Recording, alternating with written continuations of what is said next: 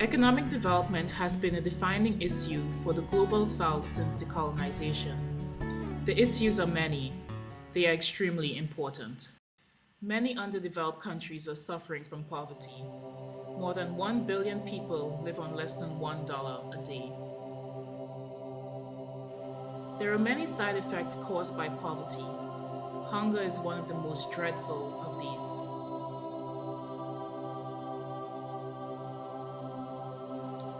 Cities located in these countries are not free from poverty traps. Poor people are ghettoized in slums and live under extremely difficult conditions. In addition, governments without sufficient financial and human resources cannot appropriately deal with pollution externalities, as well as health problems such as AIDS and malaria. As an international community, national governments, citizens, foreign aid workers, and NGOs, what development strategies should we prioritize?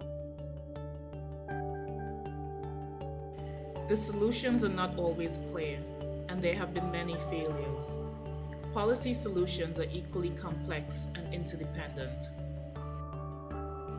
Policy solutions to economic development have generally fallen under two approaches. The macro-level development policies include government-level reforms and international financial institutions.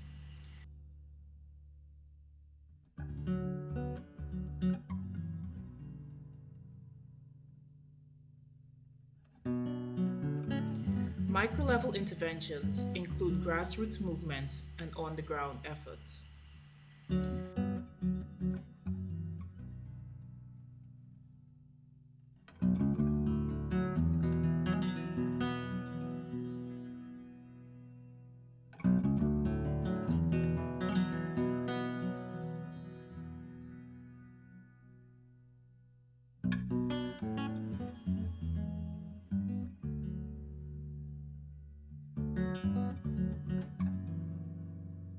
With this film, we urge you to consider the advantages and disadvantages of these approaches.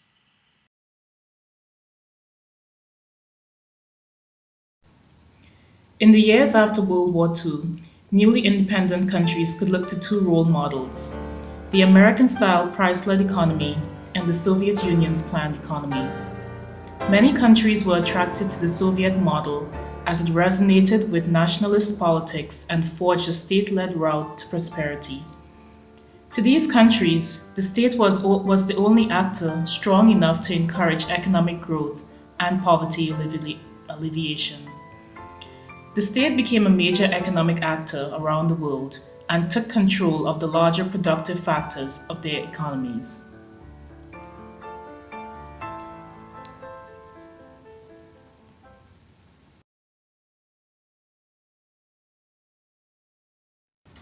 Mahatma Gandhi envisioned an economy of village artisans dispersed throughout India's rural hinterlands, but Nehru, India's first prime minister, leveraged the country's newfound nationalism towards industrialization and Soviet-style central planning. As the first decolonized country after World War II, India paved the way for other countries to imitate. In the 1950s, India was the mecca of all economists. You talk of any economist in the world, and they were advising the Indian government. And the advice was you must have a state-led model of industrial growth. The public sector must occupy what came to be called the commanding heights of the economy. And that's why steel, coal, machine tools, capital goods, all the areas of heavy industry were in the public sector and not in the private sector. Nehru was a rational thinker, and he wanted to apply science and technologies to solve the great mass poverty that prevailed at the time of independence. Nehru was always recruiting intellectuals in India on his side in the cause of planning. And there was this genius statistician, Mahalanobis, who was head of the Indian Statistical Institute. Let YT equal national income, CT equal consumption, and KT equal investment at time. into open bracket 1 plus lambda k beta k close bracket minus 1 are fractions of investment allocated to industries producing capital goods, that is K sector, and consumer goods, that is C sector respectively. Mahalanobis model was hailed as one of the pioneering mathematical models for planning in a mixed economy. And that made Mahalanobis very influential. Following India's suit, many of Latin America's socialist leaders subscribed to industrial policies and protection via import substitution as a response to shortcomings of the laissez-faire economic model. But as the 1970s approached, several countries which had adopted dependency theory models of economic growth began to face challenges from a global monetarist movement. Military coups reoriented many Latin American countries toward monetary policy, most evident in the case of Chile. I think that Pinochet's plan was basically the plan to manage an army. He didn't have an economic policy to manage a country.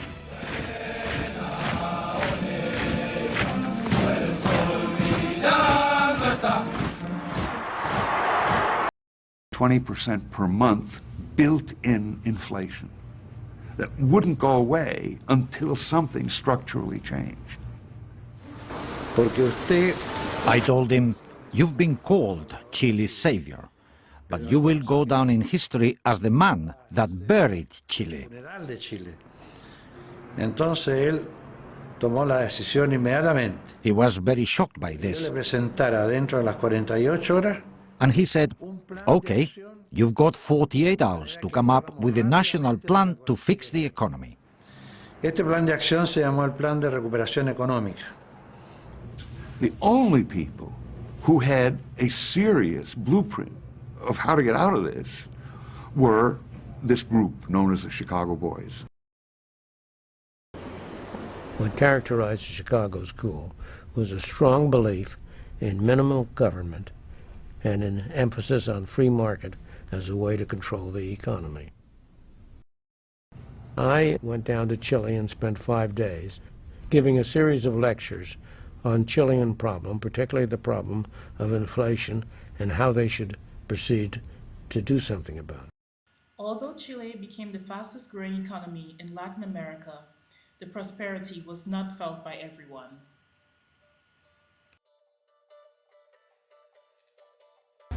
They were starting a very deep process of transformation of the economy without any regard of what happened to people. And we ended up at one point in time with 30% unemployment rate. They were able to start the process of deregulating the markets, opening up the economy. So that's their contribution. They were able to anticipate a global trend, and Chile has benefited from that. But at a price. At a very high price. At a very, believe me, at a very high human price.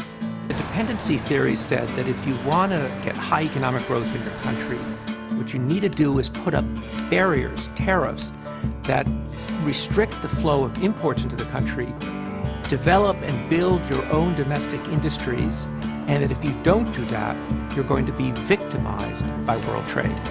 The theory was very attractive. It said you would develop on your own and you would be more self-sufficient. The reality is that you cut yourself off from flows of technology, flows of investment, from flows of know-how, and instead of getting ahead, you were falling back. Because they are not threatened by competition, you create very lazy, non-competitive companies that produce not very good goods at higher prices. It may create jobs here and there, but in the long term, it may create even more poverty. In 1985, some former students sent me a note asking whether I would be ready to come to a meeting with a group of visiting Bolivians. I was absolutely fascinated, made a few observations. Somebody in the back of the room piped up and said, well, if you think you know what to do, you come to La Paz.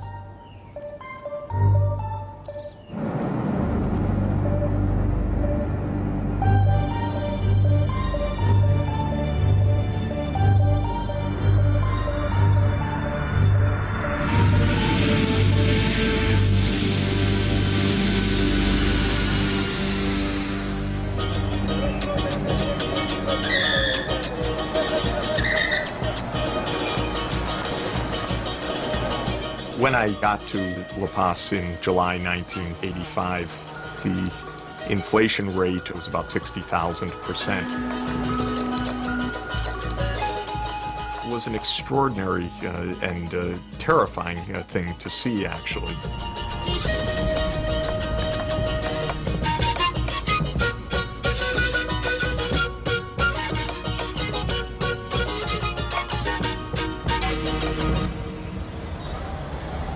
It was a society at the edge of the precipice.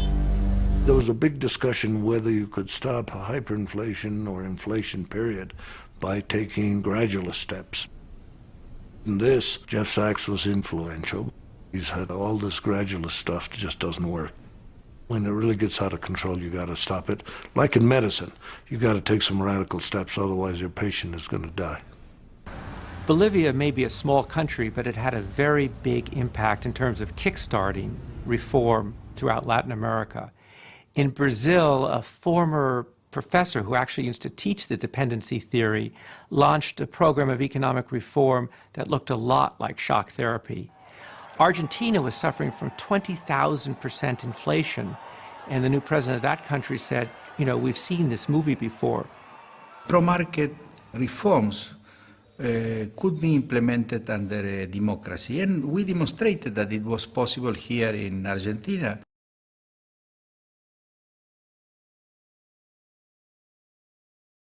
We were borrowing heavily. We had to mortgage our gold deposits. Our growth rate had come to virtually zero. All this added to a very enormous crisis. Our foreign exchange reserves, when I took over, were no more than $1 billion. That is roughly equal to 2 weeks' imports. The argument was quite simple. We were in the midst of an unprecedented crisis. It was time to think big.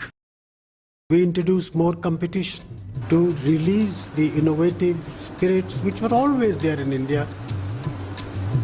The economy turned around much sooner and much more deeply than I had anticipated. Indian industry boomed. We created a record number of jobs. We were able to control inflation, and the economy was growing at the rate of 7% per annum, so our critics were completely silenced.